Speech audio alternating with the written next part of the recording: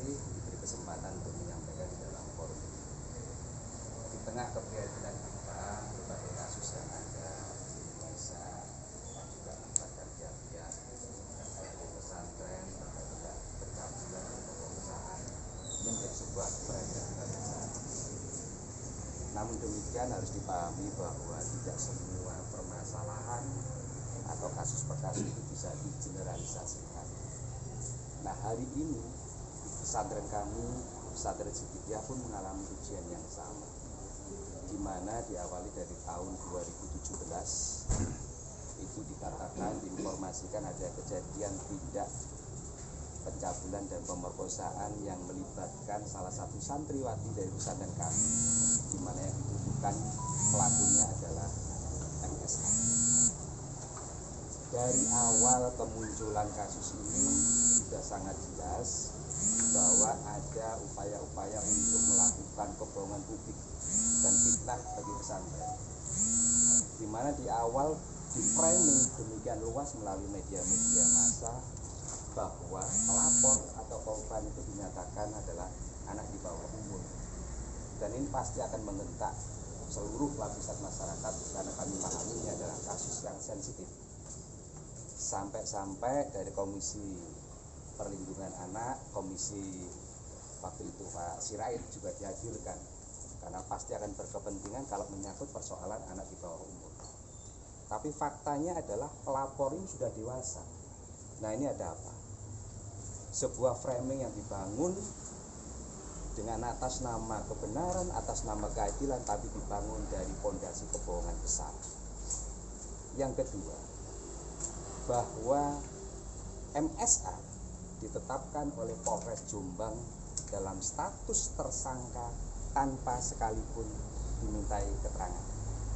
Dan ini tentu saja pasti akan melanggar hak-hak sebagai masyarakat, melanggar aturan-aturan ini.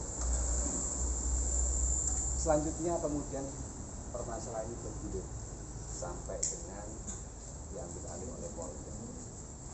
Framing yang dibangun demikian luas dengan melibatkan LSM, media, bahkan yang terakhir Ombudsman, Kompolnas, Komnas Perempuan, semua terlibat di dalam persoalan ini.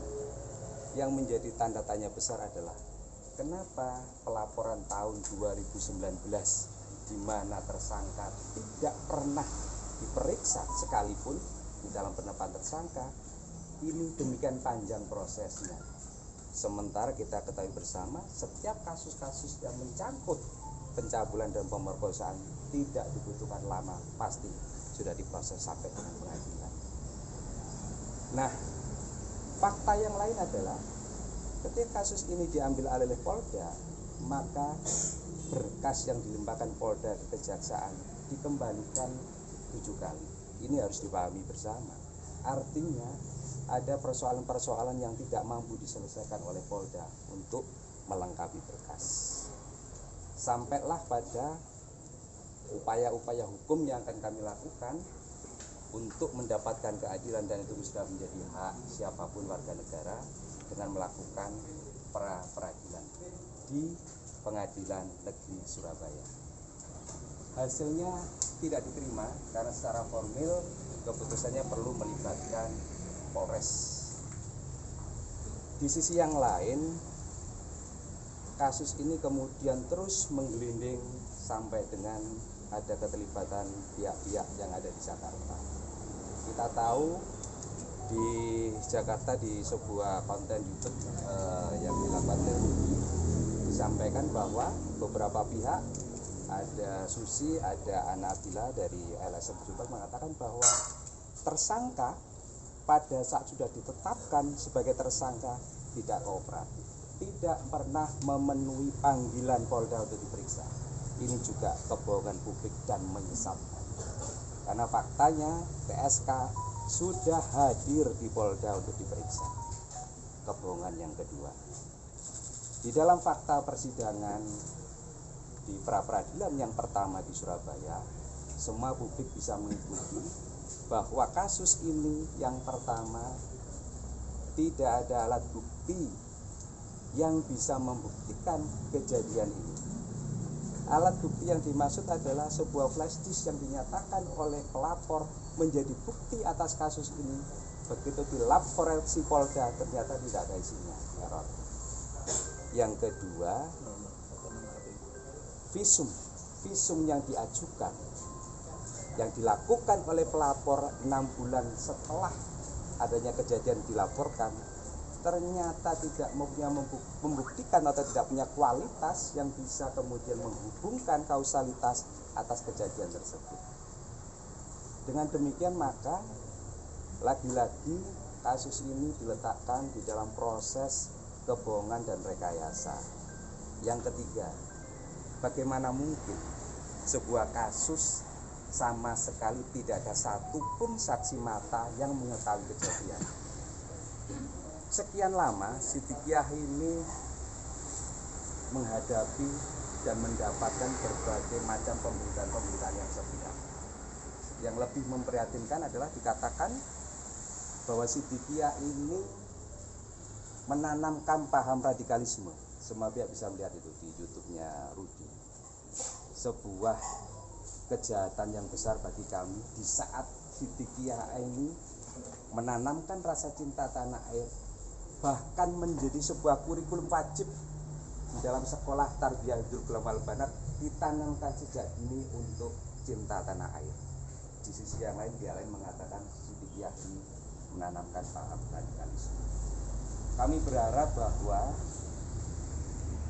persoalan ini harus dipahami dengan jernih, diletakkan pada dasar-dasar objektivitas fakta-fakta hukum yang ada, tidak diletakkan pada persepsi, opini, bahkan kepentingan-kepentingan yang justru kami simpulkan ini adalah upaya untuk melakukan kriminalisasi pesantren. Itulah pada kesempatan terakhir ini kami melakukan upaya-upaya pembelaan. Setelah sekian lama atas nama kondusivitas kita tidak pernah melakukan perlawanan ataupun menanggapi berbagai pemberitaan-pemberitaan yang ada. Hari ini kami berharap ini semua bisa disampaikan secara terbuka. Terkait kegiatan polisi tadi di sini apa saja?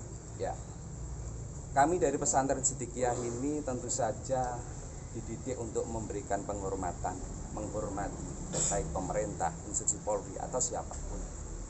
Dan kita memandang bahwa kehadiran dari Polda tadi untuk menyampaikan surat, kami tidak tahu persis surat apa yang mau disampaikan, itu adalah bagian tugas dari institusi Polri. Kami menghormati dan tadi dari informasi yang saya terima juga diajak untuk masuk.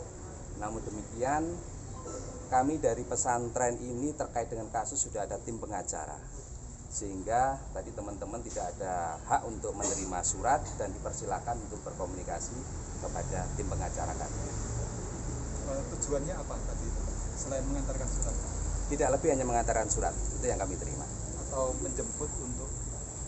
Belum ada keterangan terkait itu. Ya. Kasus ini berapa pengacara yang disiapkan? Ada 4 pengacara yang kami siapkan dan kita melakukan upaya hukum yang kedua dengan melakukan pra peradilan yang kedua di PN Jombang. Targetnya tentu saja kami berharap untuk mendapatkan keadilan, di mana proses penetapan tersangka yang tidak sesuai dengan mekanisme hukum kami mohonkan keadilan dari pengadilan negeri untuk dibatalkan.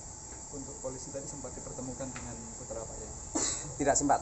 Ya, karena kebetulan tadi ketika kita ajak untuk masuk ke dalam, Pak Hendra kalau tidak salah, AKBP Hendra menyampaikan di depan pesantren kami, dan perlu kami informasikan bahwa MSA hari ini berada di Jombang, berada di kediaman dalam kondisi yang baik-baik saja, walaupun beberapa waktu yang lalu agak kurang badan. MSA selanjutnya Pak, pasca pemanggilan hari ini apa yang akan dilakukan?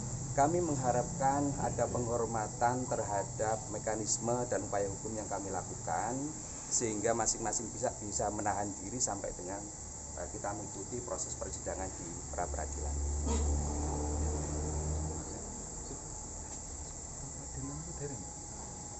Tanggal 20.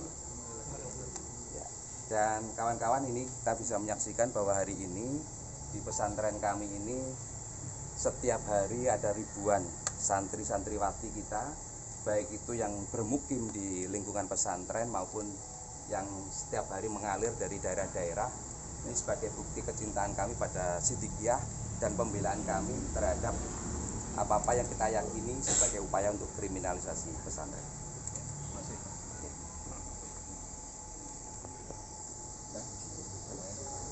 Cukup?